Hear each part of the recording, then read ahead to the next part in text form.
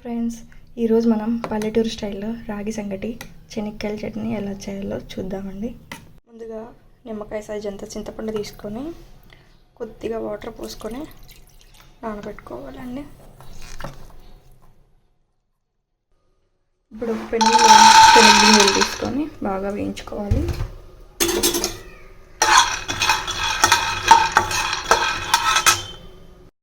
ఇలా వేయించుకున్న పప్పుని పక్కకు తీసి పెట్టుకోవాలి.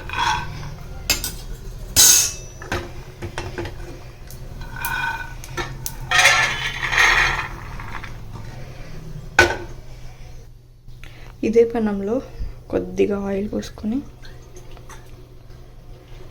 పచ్చిమిర్చి వేయించుకుందాం. ముందుగా ఒక 1 స్పూన్ జీలకర్ర, 1/2 స్పూన్ ధనియాలు, ఒక 10 పచ్చిమిర్చి వేసుకొని వేయించుకోవాలి.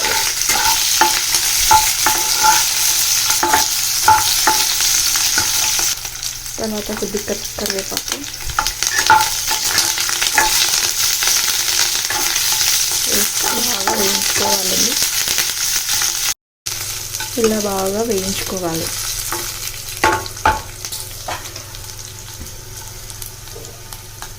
తర్వాత కొంచెం కొత్తిమీర, ఇది మాత్రం వేగితే సరిపోతుందండి. ఇది కూడా తీసి పక్కన పెట్టుకోండి. ప్యాన్లోనే కొద్దిగా ఆయిల్ వేసుకొని ఇలా ఒక మీడియం సైజ్ టమాటాని తీసుకొని వేయించుకోవాలి.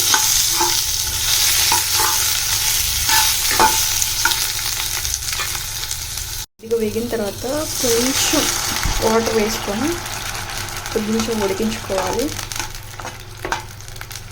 ఇలా వేయించుకోవాలండి. టమాటాని తీసి పక్కన పెట్టుకుందాం. బాగా వేగిపోయింది. ఇప్పుడు ఇదే ప్యాన్లోనే ఆనియన్స్ వేసుకొని కొద్దిగా వాటర్ వేసుకొని ఉడికించుకోవాలి.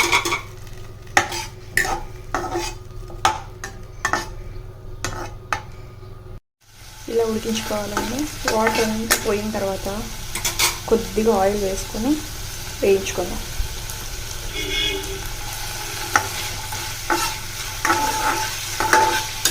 కొంచెం లైట్ బ్రౌన్ కలర్లోకి వచ్చిన తర్వాత ఆఫ్ చేసుకుందాం.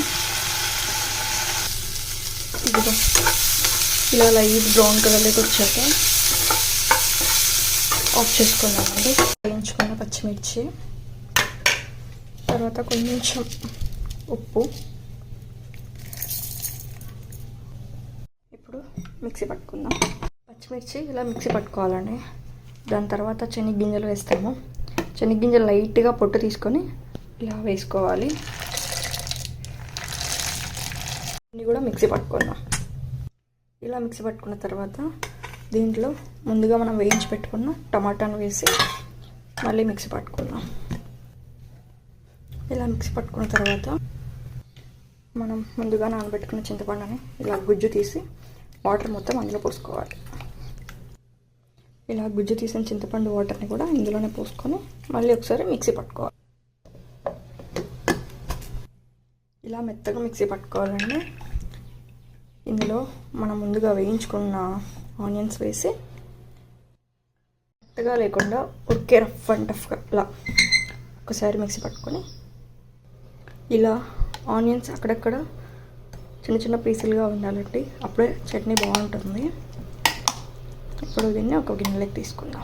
ఇలా అంతా ఒక గిన్నెలోకి తీసుకున్న తర్వాత ఇందులో కొద్దిగా వాటర్ పోసుకొని దీన్ని ఉరికే అలా అనుకొని వేసుకోవాలండి. మళ్ళీ ఎక్కువ వాటర్ పోసుకోకూడదు, బాగోదు. అంతే అండి, చెనిక్కాయల చట్నీ రెడీ. రాగి సంగటి చెనిక్కాయల చట్నీ సూపర్ కాంబినేషన్ అండి. చాలా బాగుంటుంది. ఒకసారి ట్రై చేయండి. ఇప్పుడు రాగి సంగటి కోసం ఒక కప్పు రైస్ తీసుకొని ఒక 2 టైమ్స్ వాష్ చేసుకోవాలండి. 2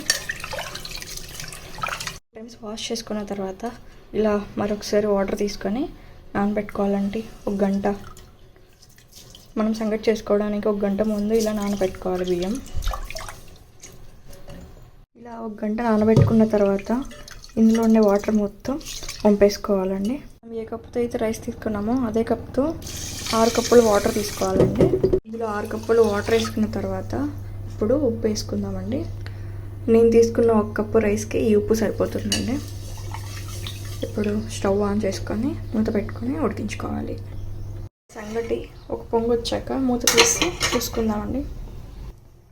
ఇప్పుడు సంగటి బాగా ఉడుకుతుంది, మెత్తగా ఉడికించుకోవాలి. మూత పెట్టుకోకూడదండి, ఇప్పుడు ఇలాగే ఉడికించుకోవాలి. చూడండి, ఇలా బాగా ఉడికించుకోవాలి. ఇంకా కాస్త ఉడకాలండి. దీంట్లో ఉండే వాటర్ మొత్తం పోవాలి. అప్పుడు తర్వాత రాయిపిండి వేసుకుందాం. చూడండి, ఇలా మెత్తగా ఉడికించుకున్న తర్వాత ఇప్పుడు ఇందులో రాయిపిండి వేసుకుందామండి.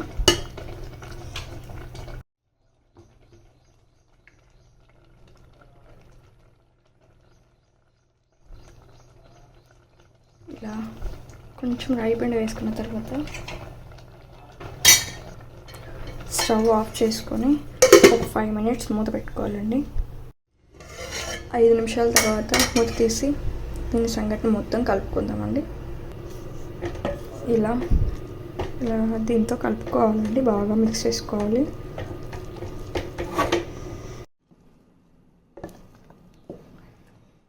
ఇలా కలుపుకోవాలండి, బాగా మిక్స్ చేసుకోవాలి.